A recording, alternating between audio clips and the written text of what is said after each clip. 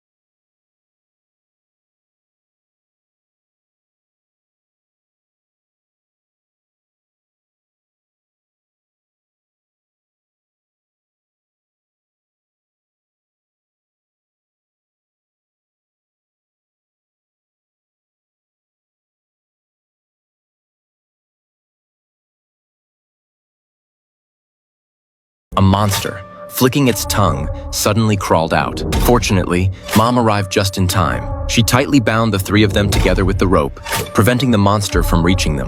When the 3 returned home safely, Mom immediately ordered them to kneel and recite the prayer they always used for blessings. Say it! O blessed house of ancient wood, shelter to the pure and good. Only after confirming they weren't possessed by the monster did Mother cautiously sheath her dagger. Sam's sprained ankle made their already dire situation even worse. Soon their stored food began to run out. To solve the food crisis, Mother tried splicing 3 ropes together, hoping to venture farther for game. Yet the spirits constantly disrupted her hunts, leaving her empty-handed each time. She resorted to chipping bark for sustenance, but the children were entering their growth spurt. Mom made a heart-wrenching decision to eat their last pet, Coda the dog. Nolan protested immediately, having long considered Coda family, but Mom gave him no choice. With Sam's tacit approval, she ignored Nolan's pleas and took the dog outside to kill it. But just as she was about to strike, Nolan suddenly appeared outside wielding a hatchet. Ignoring his mother's protests, he severed the rope with a single blow and locked her inside the room. No matter how she pleaded, Nolan remained unmoved. Sam suddenly arrived from the old house. He tackled Nolan, trying to rescue his mother, but it was too late. The next moment, the monster transformed into an old woman. And so, following his father, grandfather, and grandmother, his mother too was taken from them. Sam never recovered. Without his mother, it was as if his world had ended. From that day on, Nolan shouldered the responsibility of finding food. That very day, he stumbled upon uncharted territory. The ground here was hard as iron, with a solid yellow line stretching into the distance. Nolan suddenly realized this might be the human world his mother had spoken of. He immediately shouted for help in all directions, but no one answered. Yet when he returned to the old house, a man dressed in bright colors unexpectedly followed behind him. The stranger claimed to be a backpacker traveling through the area, having followed the cries for help. Nolan was utterly bewildered. Though his mother was gone, he didn't believe in demons or monsters. Yet encountering a living stranger for the first time left him utterly at a loss. Fortunately, the man showed no hostility. After realizing the boy only wanted food, he shared his supplies. Unexpectedly, Sam emerged holding a crossbow. The stranger turned to flee at the sight, but Sam paid no heed. Convinced the man was the demon his mother had warned of, he ignored Nolan's pleas and fired a deadly arrow at the stranger. Nolan took the man's backpack as he'd intended. Back home, he immediately ransacked all the food. After months of gnawing tree bark, he finally tasted real food for the first time. Yet Sam remained convinced this was the devil's trap. With that, he retreated alone to his mother's room to stare blankly at the vanity once more. But hunger soon overpowered his resolve. He grabbed the food from the table and began devouring it greedily. Among the man's belongings, he discovered the man apparently had a daughter. Only then did he realize he might have truly made a mistake. But then he picked up the flashlight and began to fiddle with it. The next second, a sudden noise echoed through the sunroom, startling him instantly. Had his mother's corpse risen from the dead? It turned out that since that day, they hadn't had time to bury his mother yet. He cautiously approached the sunroom with the flashlight, hoping for some miracle to occur. Unexpectedly, the next second, he hurriedly opened the door, only to find the room empty. His mother's body still lay there, motionless.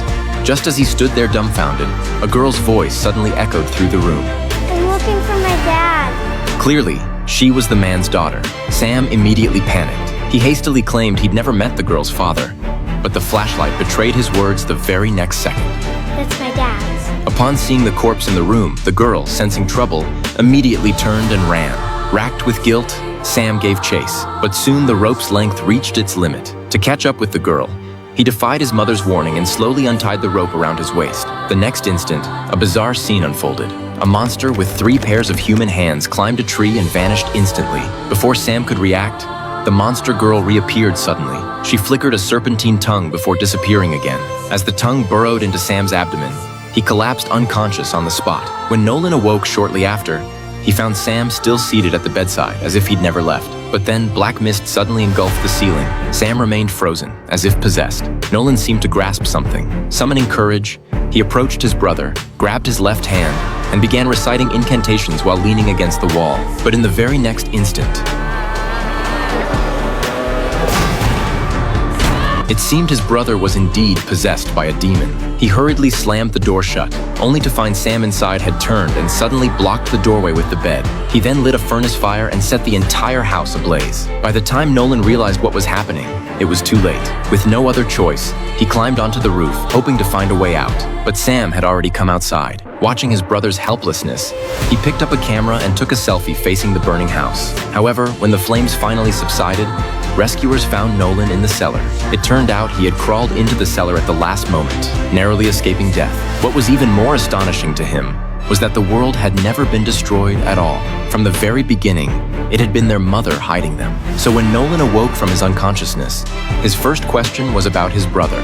Fortunately, when the rescuers moved his body aside, they discovered Sam lying quietly on the other side of the plane. Now they were all finally saved. The so-called demon's lies were exposed as false. But then, as the camera shifted, on the selfie Sam had left behind, a strange claw was suddenly resting on his shoulder. Just as Nolan was relieved they'd survived the ordeal, Sam casually uttered those words again. He loves me more.